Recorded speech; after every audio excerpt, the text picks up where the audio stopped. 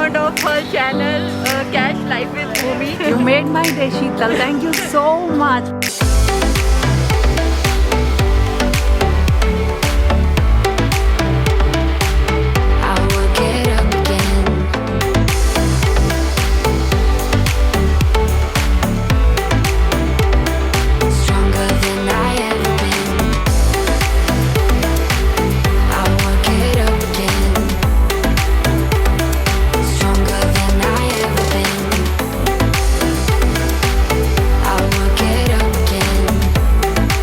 शानू की तबीयत करीब एक हफ्ते से काफ़ी ख़राब है, तो उसे वहीं पे डॉक्टर को दिखा दिया था, उसने मेडिसिन ले ली थी। तो वैसे तो उसकी तबीयत सही है, लेकिन काफ़ी वीकनेस उसको आ गई है, तो उसे वापस आना है, उसके एग्ज़ाम्स चल रहे हैं। तो उसने मुझसे कहा कि माँ आप आ जाओ, काफ़ी पहले ही कहा था। तो आज मैं उसे लेने जा रही हूँ दिल्ली, और उसे लेने के साथ साथ जो भी मेरे अपने पेंडिंग काम है वहाँ के, वो मैं करूँगी।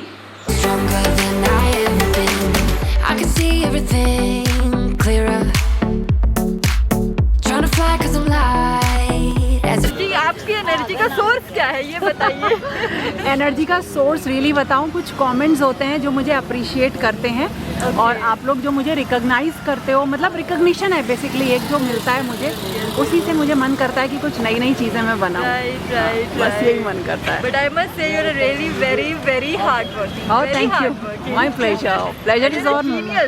Your mom is actually very genius. हाँ, अब बताओ आपका नाम क्या है? My name is Sheetal and I'm very fond of her channel, Cash Life with Bhumi, and I really like her ideas and I'm getting very motivational from her. इनको देखती हूँ तो मुझे लगता है चलो किचन में मैं भी शुरू हो जाऊँ। एक एनर्जी मिल जाती है काम करने की ना। भगवान जी साथ में हैं, इनके भी हैं, हमारे साथ भी हैं, लेकिन कई बार ना हमें दूसरा सोर्स चाहिए होता है। तो इनको देख के जब ये किचन में होते हैं ना, तो लगता है ये कर सकते तो हम क्यों नहीं कर सकते। Oh my God, oh. तो फिर एनर्जी आती है और फिर हम भी लग जाते हैं। You made my day, Sheetal. Thank you so much. मतलब जब कभी भी मैं जाती हूँ बाहर, स्पेशली जब दिल्ली वगैरह जाती हूँ, क्योंकि वहाँ मार्केट्स में काफ़ी भीड़ रहती है, तो लोग पहचानते हैं। एक बड़ा ही मतलब एक अलग ही फील है, उसको मैं क्या बताऊँ। लेकिन हाँ, जो मुझे अप्रिसिएशन मिलता है वो मुझे आगे बढ़ने के लिए बहुत मोटिवेट करता है, और इसी तरह से जो आपके कमेंट्स होते हैं वो भी मुझ में एक नई एनर्जी भर देते हैं। Never up, never down, never like a theme in a song, clever. बहुत ज़्यादा मैं रिकॉर्ड इसलिए नहीं कर पाई क्योंकि शानू को आना था, तो उसकी तबीयत सही नहीं थी, तो मैं बस उसको लेकर और वापस आ गई और लग गई अपने घर के काम में। घर में जैसे कि आपको पता था बहुत सारा काम चल रहा है, तो बाहर के एरिया में ही सारा सामान रखा था, जैसे पेंटर का, कारपेंटर का। मॉर्निंग में जल्दी उठकर मैंने वो सारा सामान खुद ही अकेले हटाया, साफ किया, और पूरा जो अपनी टाइल्स वगैरह थी उन्हें क्लीन किया, ताकि जो है बाहर का एरिया तो कम से कम साफ हो जाए। और जितने मेरे प्लांट्स थे उसमें काफ़ी सारे तो खराब हो गए, लेकिन जो मेरे इंडोर प्लांट्स थे उनको मैंने कुछ सही करके अंदर रखा। लेकिन इस वक्त तो इंडोर प्लांट्स भी मेरे बाहर रखे हुए थे, लेकिन क्योंकि बारिश का मौसम था तो ये अच्छे तरीके से रहे। ये प्लांट्स मेरे खराब नहीं हुए। हाँ, मेरे मनी प्लांट्स काफ़ी खराब हो गए हैं। और ये सारा सामान सही करने के बाद मैंने बीरबल से बोला था कुछ लोगों को भेजने के लिए इवनिंग में, ताकि जो भारी वाले जो प्लांटर्स हैं वो उठ सकें, क्योंकि वो मेरे से नहीं उठ पाते हैं। तो इसमें एक चीज़ और थी, आप लोगों ने ये बोला था कि जो मैंने ये क्यारी बना रखी है और इसमें जो लाइट जलती है उसके बारे में बताओ, तो उसके बारे में मैं आपको भी आगे वीडियो में बताऊंगी। और इस तरह से मैंने मॉर्निंग का अपना काम खत्म किया, नहा ली और बच्चों को लंच वगैरह मैंने करा दिया। लेकिन हाँ, क्योंकि मुझे मार्केट जाना था तो मुझे डिनर के लिए कुछ रेसिपी बना के अपनी रखनी थी, कोई डिश।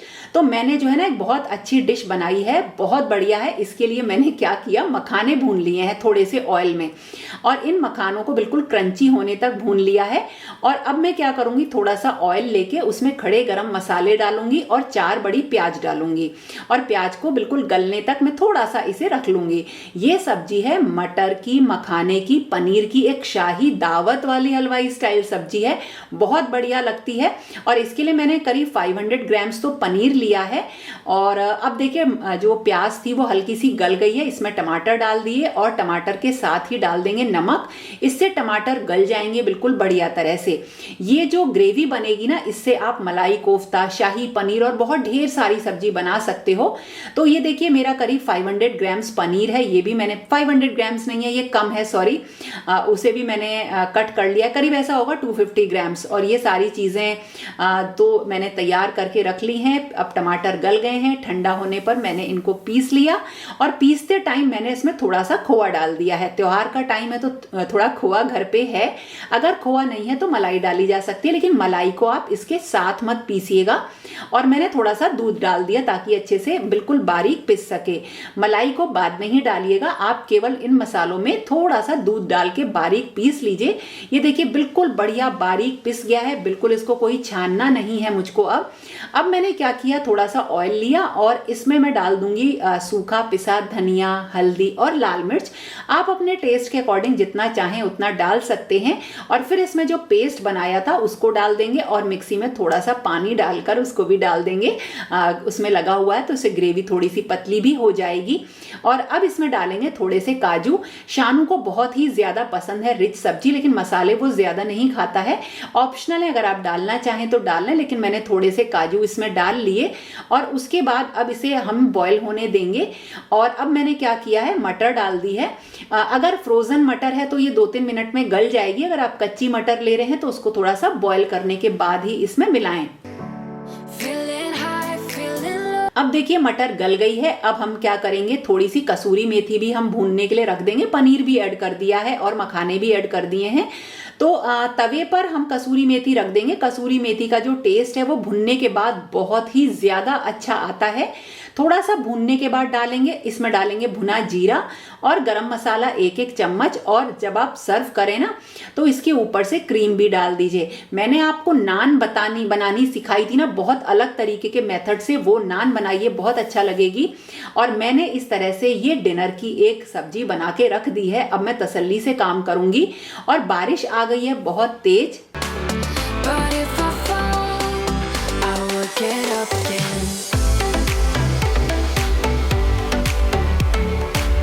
अब ना बहुत तेज बारिश हो गई थी, लेकिन फिर भी मुझे अपना काम तो करवाना था। ये है देखिए बड़े बड़े पेबल्स, इनको धो के रख लिया है मैंने।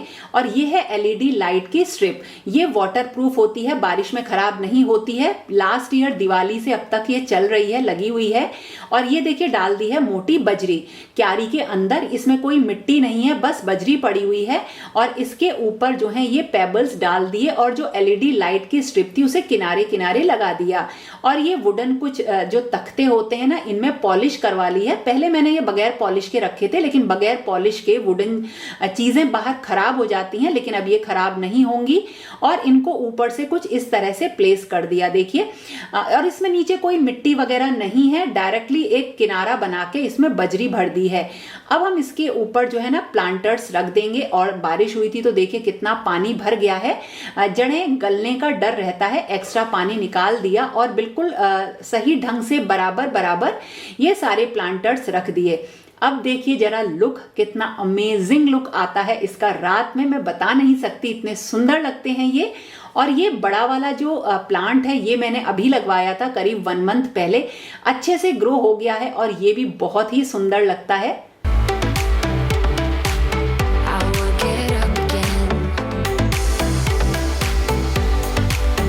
और यहाँ पे ना रात में बैठने का मजा ही अलग है। मौसम बहुत अच्छा है, अच्छी हवा चलती है। और जब मम्मी डैडी आए थे वो तो पूरे 2 दिन यहीं बाहर ही बैठे थे। बहुत ही सुंदर ये लगता है।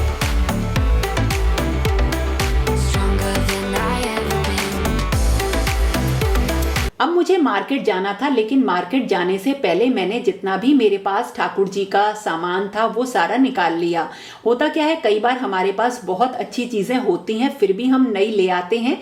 तो मेरे पास तो बहुत ढेर सारे उनके मुकुट, माला, कंगन, बहुत सारी चीजें हैं।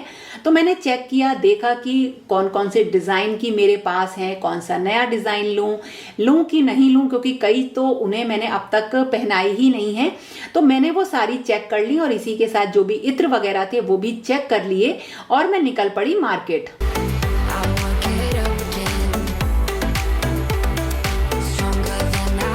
मार्केट में जाते टाइम रास्ते में पड़ी श्री कृष्ण जन्मभूमि, उसके भी दर्शन कर लीजिए। मथुरा में बहुत ज्यादा भीड़ है इस टाइम, बड़ा मुश्किल होता है निकलना, लेकिन मुझे क्योंकि जन्माष्टमी का सामान खरीद के लाना था इसलिए मैं निकल गई और अपना सारा सामान लेकर मैं आ गई।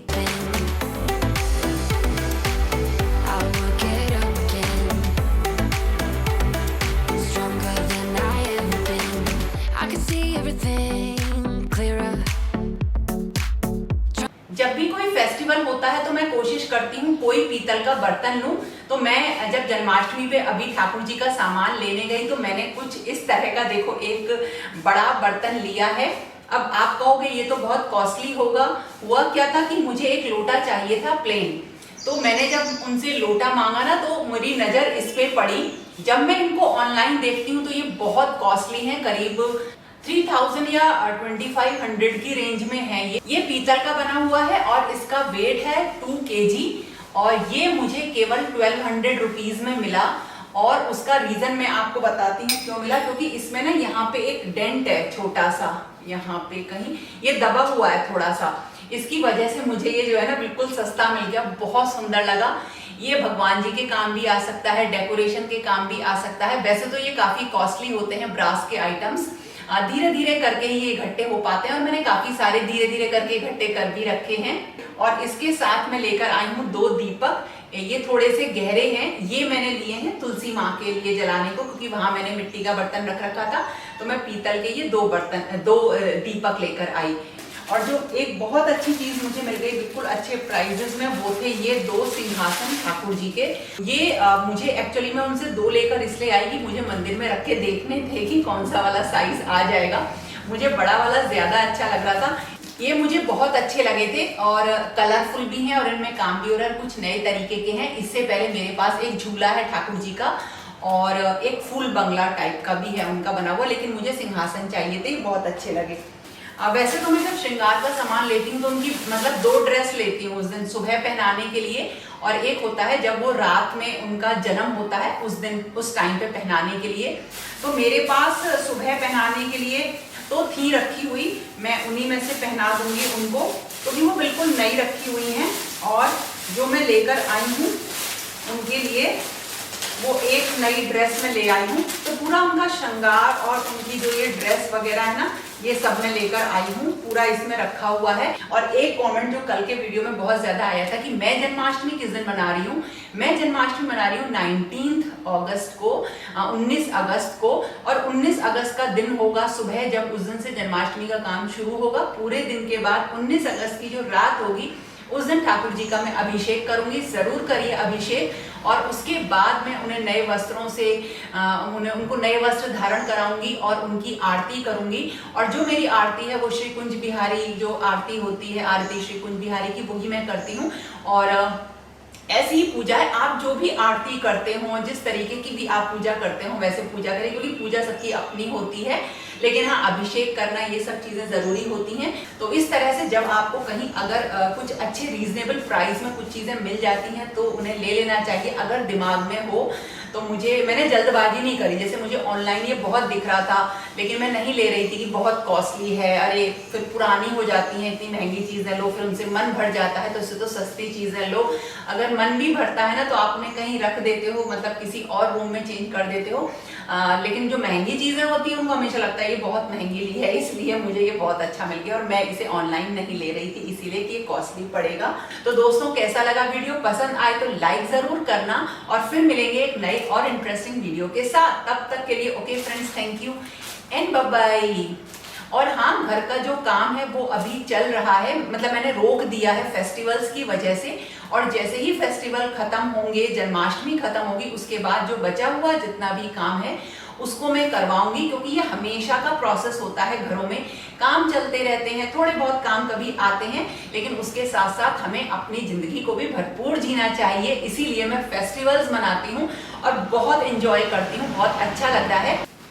और जाने से पहले एक चीज आपसे और मुझे कहनी थी जो कि बहुत जरूरी है। ये है कि आप लोग मेरे वेट लॉस के बारे में बहुत ज्यादा क्वेश्चंस पूछ रहे हो।